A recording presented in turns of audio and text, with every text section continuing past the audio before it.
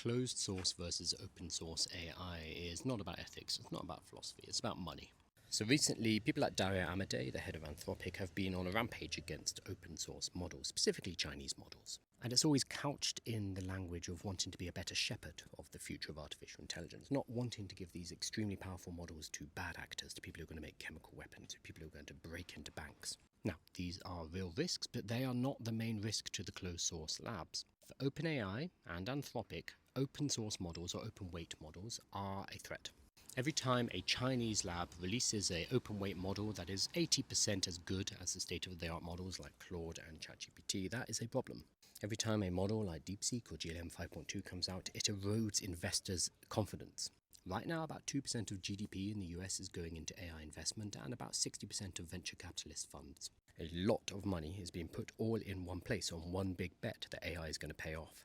And both OpenAI and Anthropic are pushing towards IPOs at the end of the year, maybe next year. This means they need the markets to believe in the story that they are saying. So if the Chinese labs come along with something that is 80% as good but 20 times cheaper, that's a problem.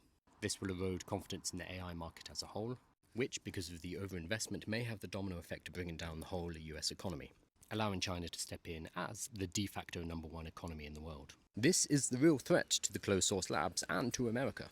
So whenever you hear people talking about open source versus closed source artificial intelligence, this is not nerds discussing something philosophical.